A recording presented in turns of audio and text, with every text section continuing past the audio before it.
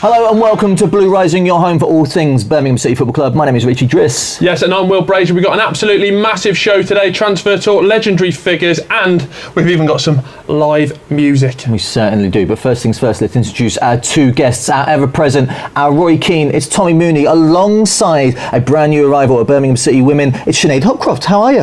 Hi, good, thank you. Good. Shanade, welcome. First of all, welcome to Birmingham. How are you finding it? How's the transition been? How are you settling in? Yeah, good. I think it's been actually I don't like to say easy, but it's been very smooth so far, and everyone's just been very helpful and yeah. Lovely. You spoke about already about the togetherness of this side. Obviously, you've joined in a bit late to that, but how welcoming have they been for you for the group? Yeah, no, it's been really welcoming, and it's been quite easy with Amy dropping in and asking me how it's been and stuff, and making sure that I'm with the group, and the group themselves are very nice and very together, I suppose. So yeah, it's been very good. Yeah. Sinead, let's take things back in time a little bit, because you spent some time in the US, didn't you? And I'm always fascinated about experiences playing in the country like the US compared to here, and how that helps you as well. So how was that? Yeah, no, it definitely helped, because I suppose I was used to going away from home and doing things on my own, and having to meet people, especially people that are different from me. So any time that I have to make a big decision like I did to come here, I feel like I know when I'm making the right decision, and I back myself. So. And you're out there on a scholarship as well, which is amazing. And I just picture just American Pie constantly out there training and pieing like an American Pie. How was the experience as well? No, the experience was amazing, and I met a lot of people and friends and things like that. But yeah, it went all American Pie. Oh, okay. How did you find the difference though between football and their soccer? Do you know, it's actually a massive difference, and that's why I ended up coming home, because obviously my style of play is how we play in England, which is a bit more tactical, and I suppose you see a little bit more passing. I mean, I feel like in the States it's getting a bit more like that now, but it was more direct play, I'd say, in America. I had a little spell in the MLS, and it is very different. I mean, yeah. I was pre-Beckham, that's how old I am. But there's certainly a lot of differences. Even on the soccer camps that we would go to, there was an awful lot more girls than there was boys in America, which I found quite strange. Yeah, I feel like they do actually, when you do the soccer camps, it's a lot of, it's not a girl sport, but yeah, a lot more girls do it. I did a few camps as well, and there was always more girls than boys. It was majority girls. And how have you found fitting into the dressing room? I know you mentioned it's been quite simple in the way that it started, but it's quite daunting when you go to a new club, isn't it? Yeah. Do you mean in Birmingham? In Birmingham, yeah. Yeah, no, it was a bit weird for me, because I'd been, well, for me it felt long, but Palace for 2.5 years, and it all happened so quickly. I hadn't got my head round it, and then as soon as I went in that dressing room, I was like, oh my God, this is so real. This is my team now. But the girls are all so lovely, so I clicked with some of them straight away, and then I just continued to. So you're straight into the action in the dressing room, straight into the action on the pitch. Let's take a look at the highlights from this past weekend at Durham. Adam Furness consulting the iPad, but his team have to defend here. Corner is flicked onto the head of Lanehammer, and Birmingham City have the lead. 3 goals in 3 games since her big money move from Norrköping. And the Sweden under-23 has taken the WSL2 like a duck to water. It's Watson with the delivery. It's high, it's looping, it's in! And Durham, deep into injury time, have nicked a point against the high flyers Birmingham. Lucy Watson scored. Sinead, I wanted to chat a little bit about Amy Merricks. We've met her, such an inspirational figure. Of how inspirational was she in terms of bringing you to the club? Yeah, no, she was really inspirational, and I just think that just how she looks even in coaches and things like that, you can see it, playing against her side. So, yeah, I wanted to be a part of that. as soon as I knew that she wanted me to be a part of it too. But yeah. And is that part, obviously, across the club we speak about the project, there's a very clear vision with the women's side as well to get promotion back. Is that the clear driving force for this side? Yeah, no, it's a massive drive for us. I think we talk about it quite a lot, and we're always looking at things that we need to do to get ourselves there. But yeah, it was definitely a huge reason why I wanted to be a part of it, because I know the drive to get promoted. So, and obviously the team are doing incredibly well. It was a disappointing result at the weekend thanks to a heartbreaking 98th minute equaliser. What did you make of it all? Yeah, I mean, it was tough. We had a couple of days to think about it, but yeah, it was a tough result really, because I mean, it wasn't really a game that we could really get control of, which made it really frustrating. And I think we didn't play how we are used to. We sort of fell into their trap and style of play, but I think that we've got a lot to learn from that game, and we can use that going forward. We mentioned Amy as well as being the driving force of bringing you across. The recruitment done across January has been exceptional. Was that sort of another one for you to be like they're putting their flag in the ground and making a real statement here? Yeah, they definitely are, and I think it shows, and you can sort of feel the force of just going ahead and going for what they want. But yeah. And next up, it's your former club, isn't it? Are you relishing this?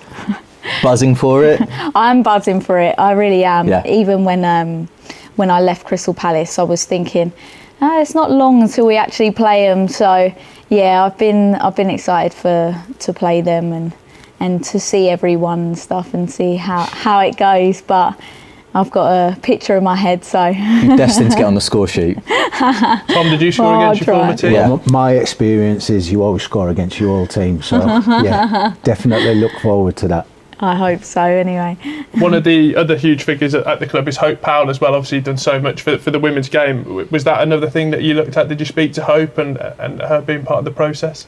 Yeah, I spoke to Hope a little bit, and you know, she said that she's happy for me to be here and things like that. So it just gave me more confidence and yeah. And in terms of, obviously, last season we were so close for promotion with them 2 spots.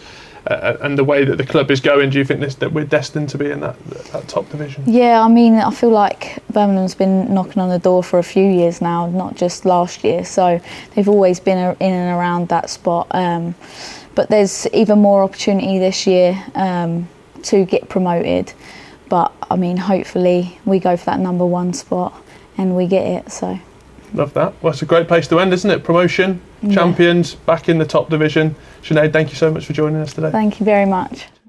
Now, from the women's battle in Durham to last night's men's match against West Bromwich Albion at home, but instead of rolling traditional highlights as we always do, the sounds of St Andrews is back.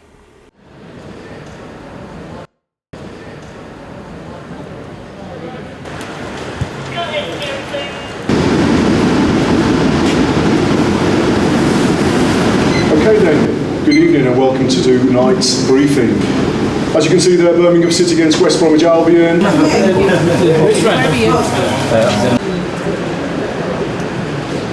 Welcome. So today's game is West Bromwich Albion, okay?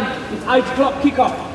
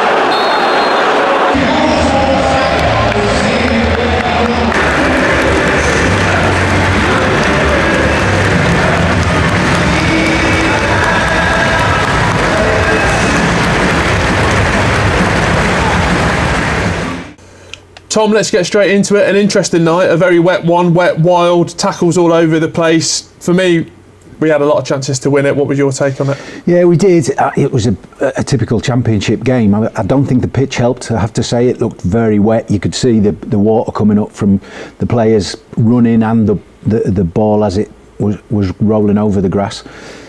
Made it more difficult. And like you say, tackles flying in all over, chances. I don't think we started the game as well as we would like, and you certainly at home, I think everybody was expecting a home win, so disappointing in that respect, but you take the positives out of it. Look at the way we finished the game. A few strange refereeing decisions, but you can understand most of them with reflection.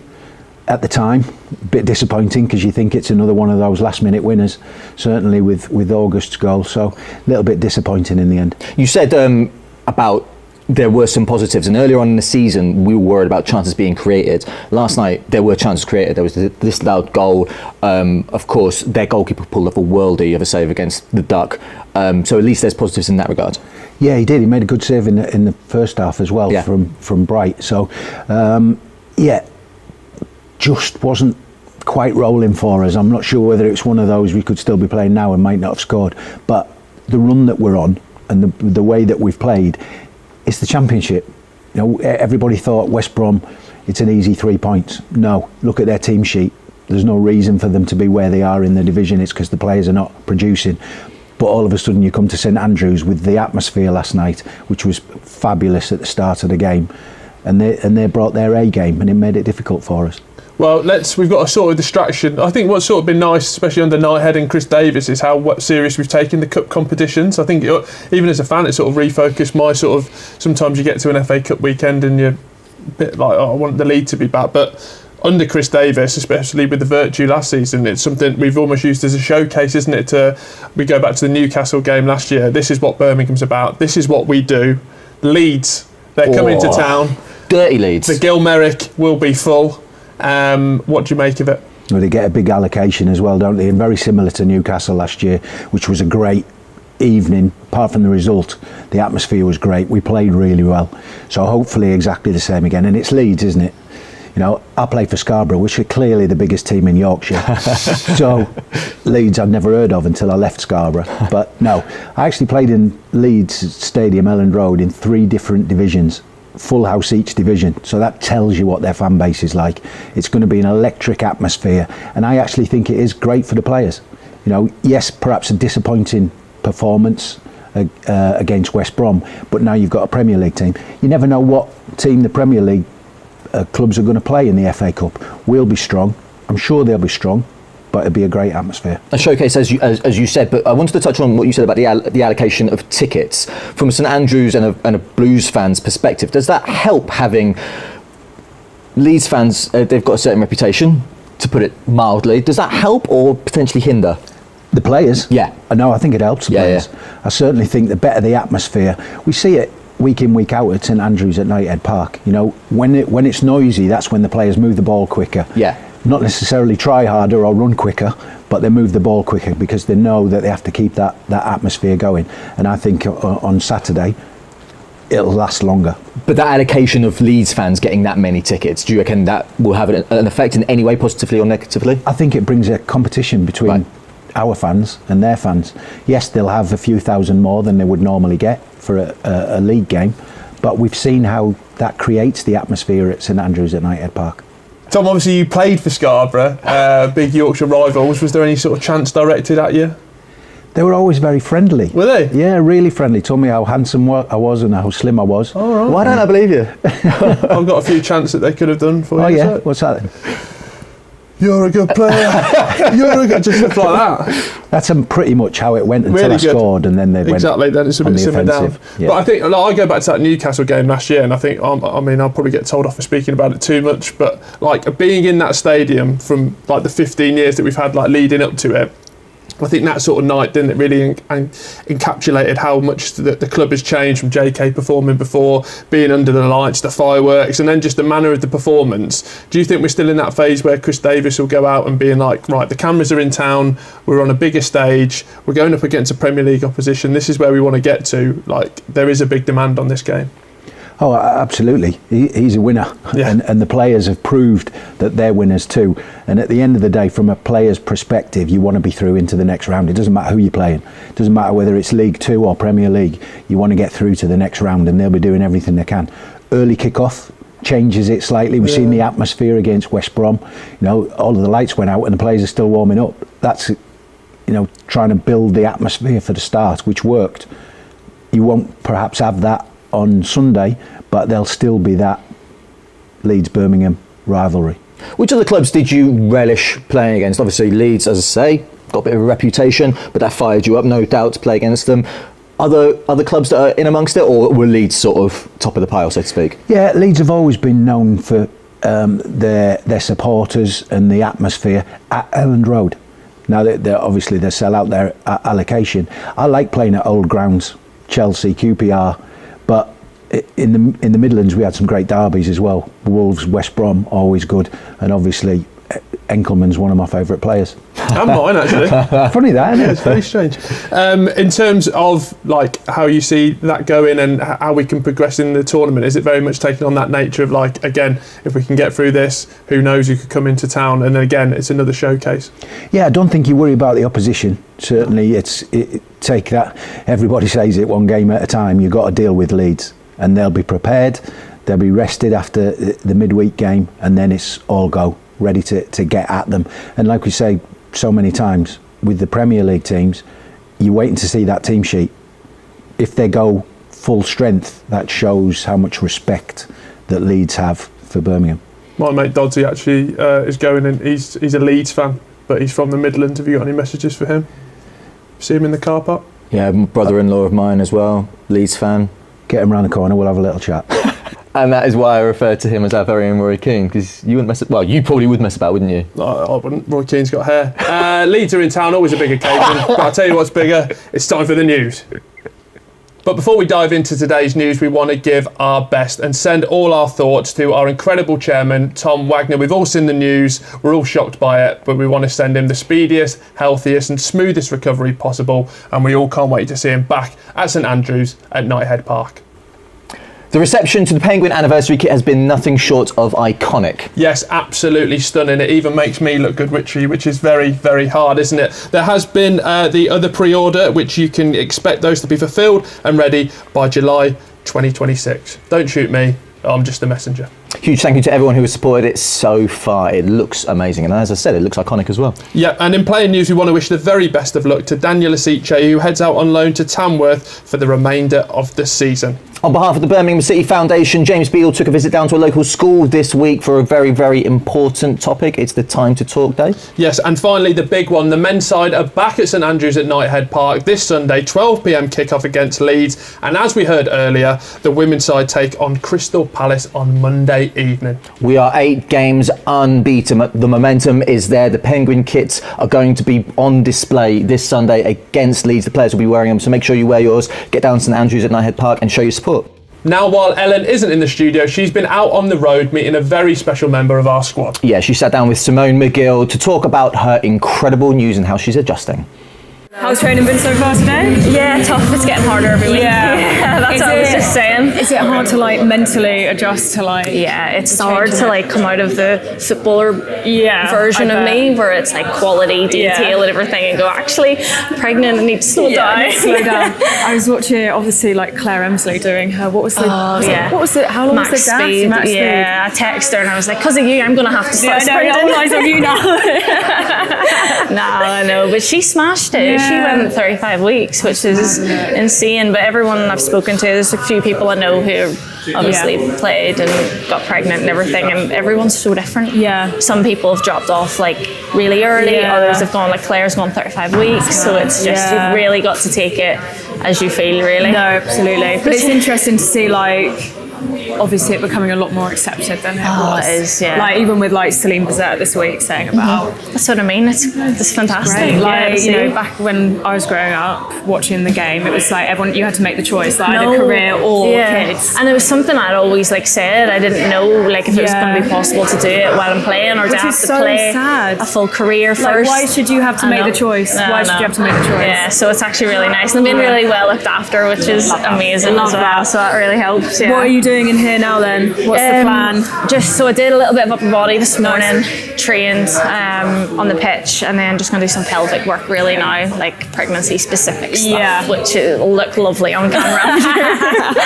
We'll get the right angles. When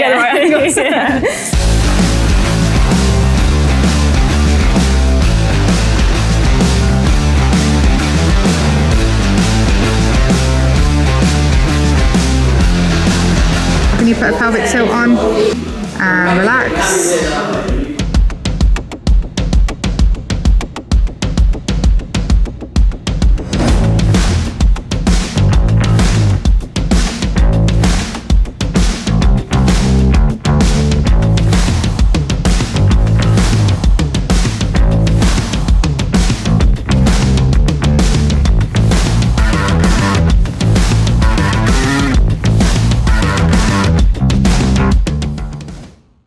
A huge congratulations to Simone. It's a beautiful moment for her and the club. Beautiful news. And speaking of wonderful news, it's time to carry on our 12 Apostles, and this time it features Keris Harrop.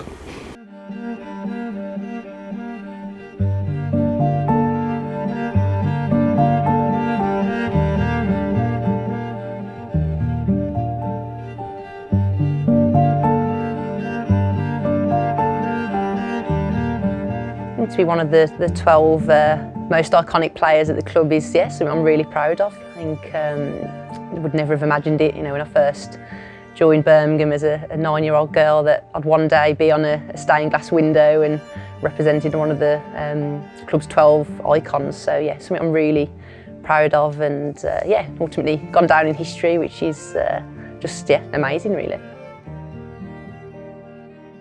The club's known for its grit, its authenticity, that kind of working hard background, and I think to my years at the club, and that's definitely what we had as players, and we were aware of that. We were aware of the history and that kind of working class industrial background, and that was definitely something I think that was replicated certainly when I played for the team. I'd like to hope that continues on the men's and the women's side, because that's what the fans want to see. They want to see that hard work, that desire, that passion for the badge. I definitely certainly had that when I played for the club, and just hopefully any players that do come in and play for Birmingham, they continue to emulate that as well.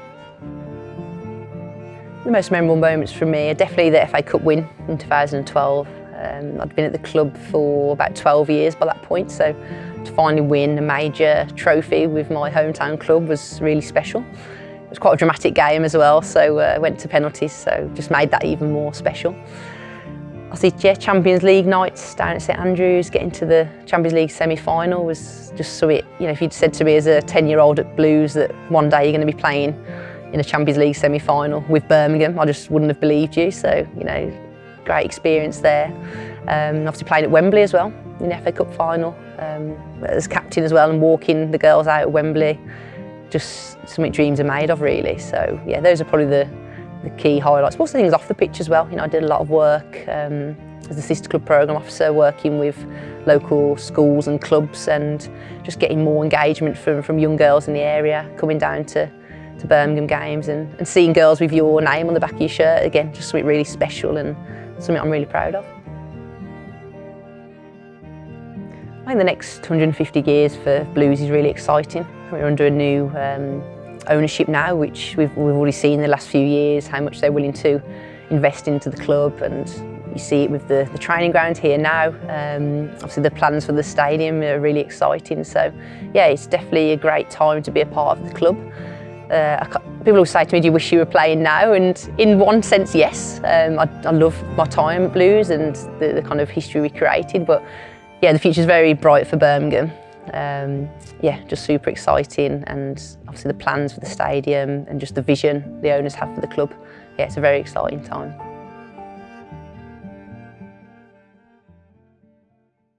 Keris Harrop, what an absolute legend. And speaking of legends, we're joined by another one now. Matt Delaney is going to give us a rundown of all the activity going on in the recruitment department for the women's team.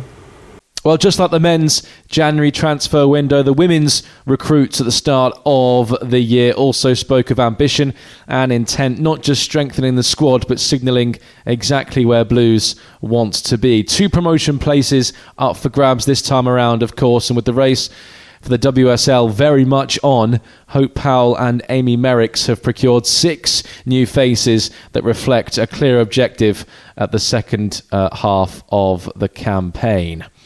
The headline, of course, is club record signing Wilma Laidhammer, the 22-year-old attacking midfielder signed from IFK Norrköping.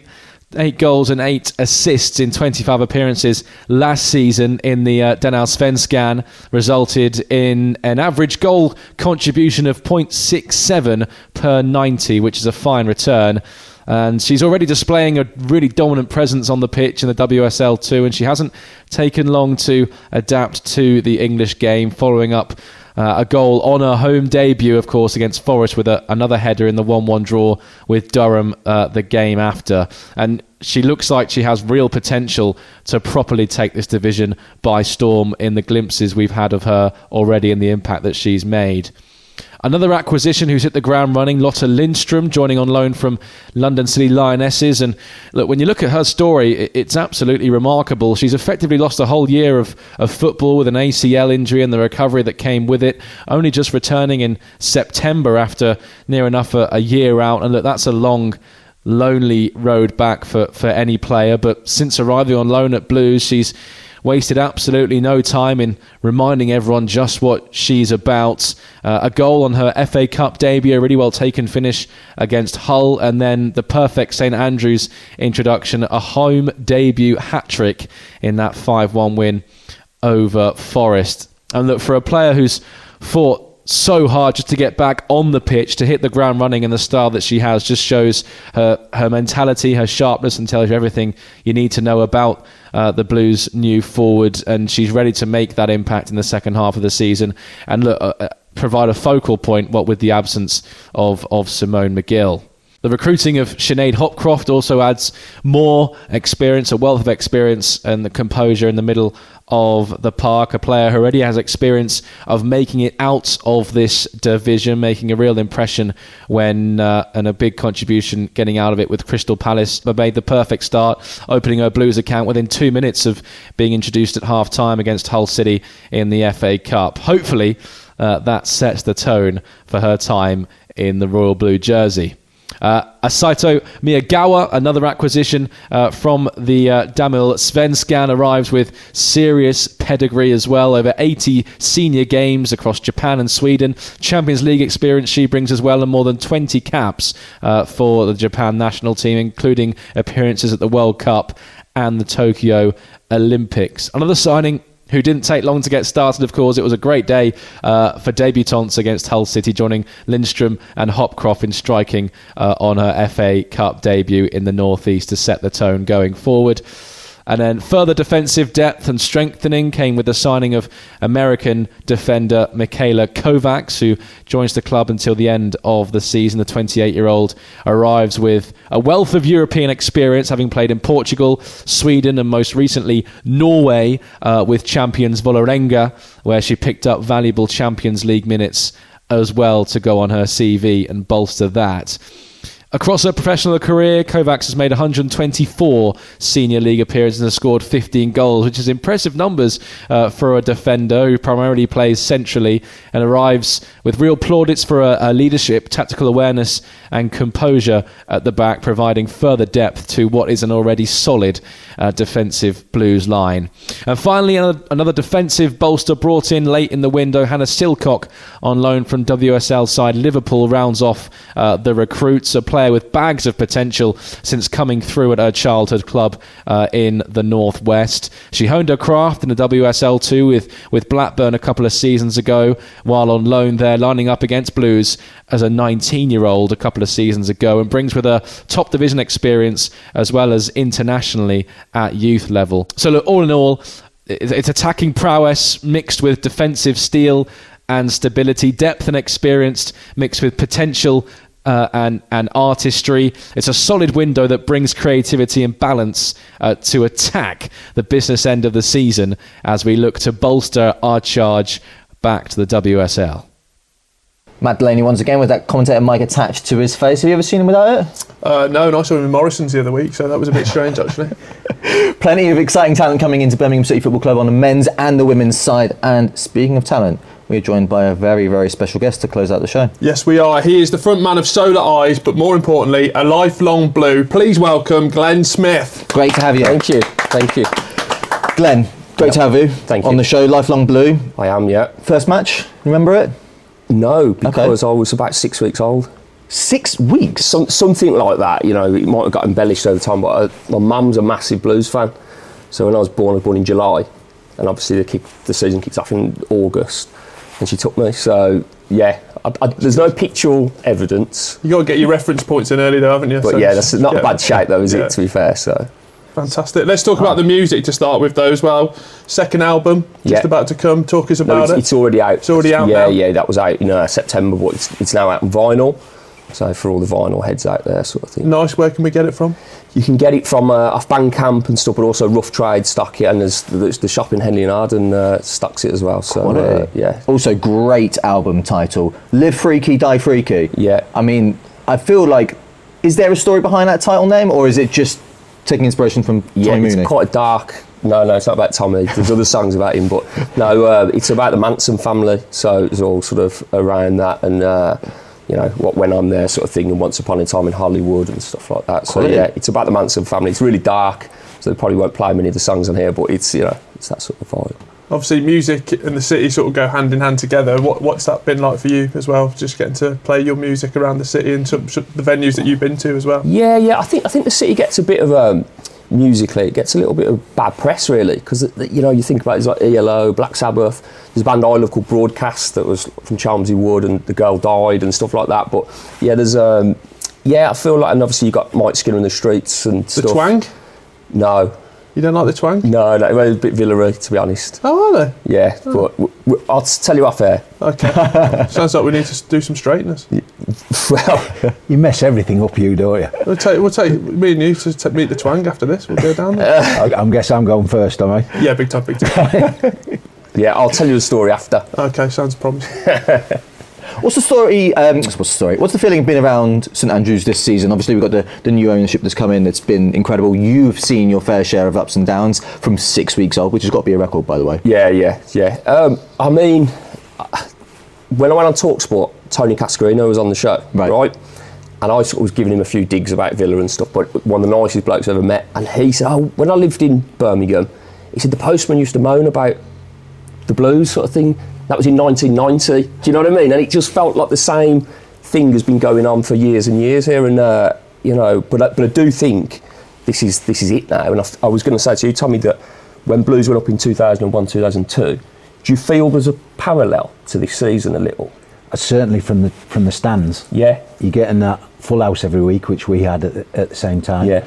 Obviously, you have that in the Premier League, but since then, this is the first time where you really think we're creating a team and a squad, and everything that's happening off the pitch. I think it does feel quite similar in some respects. Because did you come in the Jan? No, I came in the start of the season. That season we got promoted was my first one. Yeah. And it was Trevor signed me. Yeah. And then Brucey came in later on, and they spent a few quid on players to get us over the line. Teberley, Damien Johnson, Stern John. Stern came in. Do you know what I mean? And that's what I feel like. I feel like that the feeling is of that, and I think we got to be a little bit patient. And I think we're nailed on for the playoff side. I really do. I think we can, with the team we've got, I think, you know, it's there if we want it. Love that. You sit in the Gil Merrick, Glenn. Yeah. What sort of some of your pre-match rituals? How do you start? It's a 3 p.m. Saturday. What is your routine? Well, I get the train from Withall at 1:30. That gets me at 2:15, and I'm in the ground for 2:30, just chomping at the bit to sort of things. I don't drink anymore either, so because things go a bit mad. But it's quite a sober one, and just look forward to the game really. Yeah, and how is it in that? I mean, we were speaking about the atmosphere as well, haven't we? It's sort of with the expectation, but with everyone coming back, it's really changed over the last couple of years. Yeah, I mean, you know, under Lee Clark, I remember going in, I think it was like 13,000 or something. You could literally park outside the ground. Do you know what I mean? So to go from that, probably get a game as well. Yeah, well, I'm probably good enough, but you know, so yeah, it's to go to where we're now. It's sold out each week. There is definitely a vibe and a buzz. And, you know, you've got to take your hat off to Knighthead and Tom Wagner, and, you know, it's been amazing. So what you talked about, like the lows, and mentioned that 13,000. What's your highs over the time you've been coming? I think it's got to be the Enckelman Derby. I think that one's got to be the probably the main one. I think the Norwich game at Cardiff. I got on the pitch that day as well. I think I might have even give you a little hug. Do you remember we all ran on the pitch? Met him before, I remember. Yeah, you're about that big, weren't you? Yeah, it was. Yeah. So like that was a high. And then getting into Europe. I know we got relegated that season, but obviously the League Cup win was breathtaking. I ended up going to Braga with my mum. Oh, it's those sort of experiences, isn't it? And I think that's what football's about. I mean, I worked with a Wolves fan, and about 7 years ago, he was bowling around like as he owned the gaff. Yeah. And like, bless him. And I said, just be careful, because you will end up going back down again, and they don't listen. You've got to make the most of these times, haven't you, while they're there. What's the rest of your 2026 looking like with regards to yourself in the music? So we've got an EP out next week. It's sort of like a remix EP sort of thing, and I think it might get a bit of Winter Olympics sort of plays and stuff like that, hopefully. And then we're playing Record Store Day, which is quite a big thing for vinyl heads, and that's at Rough Trade in Nottingham. And then, to be honest, I've got a couple of things sort of lined up, singles and bits and bobs. So. Any maybe tour dates that anyone can support you on? We just come off tour in October, so so maybe something like later on in the year sort of thing. But it's like Paris and Berlin and places like that as well. So. Do you get any like blues merch on stage? Is there anything you like memorabilia you take with you? Not really, because obviously if you go into like Paris and play, I haven't got a clue. I did wear the France '98 shirt on stage there. Lovely. And I went, Christophe Dugarry. Yeah. And they just went, don't know who he is. Really? Yeah, it was like that. It was dead, yeah. I don't think the Parisians are big football fans. I don't know, that was the vibe. I really thought... You give them an education. Yeah, so... Fantastic. And obviously, like you said, Live Freaky, Die Freaky is out now. Yeah. In terms of you getting that music out, what DJ Mikey B? We need to have a word to him, don't we? Yeah, I mean, he has played Alcatraz a few times, and I think Dukey must have had a word with him to get that played. So, but he's got to get it closer to kick off. And I think we need to sack off the Bon Jovi tune. Okay, yeah. Put mine sort of higher up the ranking, you know. And Speaking of Dukey, you're mates with him, aren't you? Yeah. What's that like? I'd love to do that. I was saying earlier, like my mum broke her neck about 6-7 years ago, and he did a video for her, and I think that got her through it. Do you know what I mean? Yeah. He's just I think we all know he's just one of the nicest blokes you could possibly meet. You know, I can't speak more highly of the guy. I could speak. Forever. Yeah, I could speak forever. Will loves him, but we have to keep him apart because it's not good for Dukey's mental health. He did say to me, to be fair, he was going to come in, but he terrified. Yeah, he can smell me. Right, so obviously, is there any Birmingham dates coming up? I know you mentioned around records. Nah, nothing at the moment, but there'll definitely be something this year. And obviously, we've seen with the music, it's we've seen JK perform around FA Cup sort of performances. Yeah. Would that be the dream to sort of get something like that going? Yeah. I mean, JK goes down the same boxing gym as me, so the McCrackens and stuff like that. So I don't really know him. We've sort of not really crossed paths, but I mean, he's done amazing, hasn't he, to be fair. But yeah, I mean, I'd like to open the new ground if that's possible. Lovely, yeah. We'll have a word and we'll get that sorted. We've got that sort of power. We're definitely in. Yeah, absolutely, yeah. Definitely in for the next gig. Yeah, I'll come and play the triangle. Yeah, that's the extent. So Will can play the tambourine and that. Yeah. Oh yeah, nice. Sorted. I'll just be hype man then, I guess, just by default. We'll need it in the background. Oh, fair play. Yeah, so yeah, that'd be good actually. Glenn, you're going to perform a song for us today, aren't you? I am indeed. You've got your wonderful guitar ready to go. Yeah. What's it called? It's called Nothing's for Free. Cool.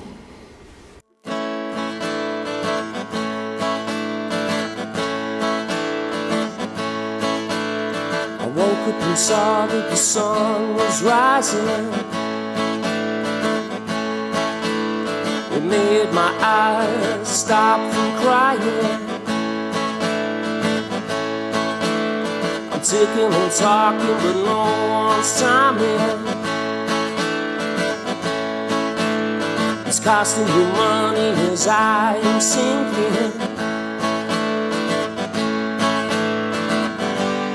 Make some money, and girls will find you funny. The bright lights that make you see that nothing's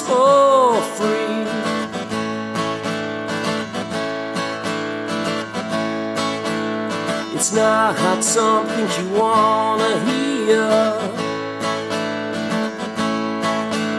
but I haven't got an ounce of fear. And look at their money and all of their power, and evil lizards have the last hour. And make some money, and girls will find you funny. The bright lights that make you see that nothing's for free.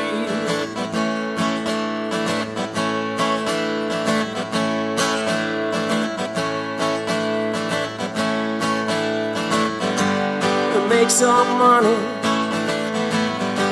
and girls will find you funny. The bright lights that make you see that nothing's for free, and nothing's for free.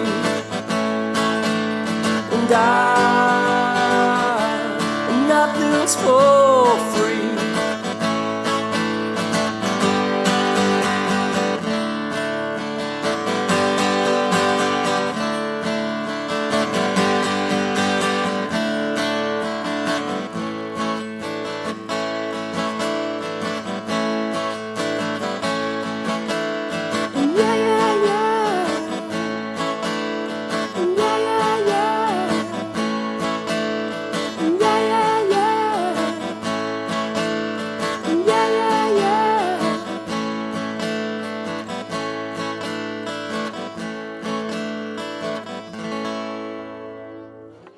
Thank you. Thank you. Wonderful stuff from Glenn. It was good, that, wasn't it? Yeah, absolutely love it. Just needs Tommy Mooney on a triangle. That's debatable. Yeah, absolutely. That's all we've got time for this week. Yes, a massive thank to all our guests, including Tommy Mooney. And here is Solar Eyes with Roll the Dice.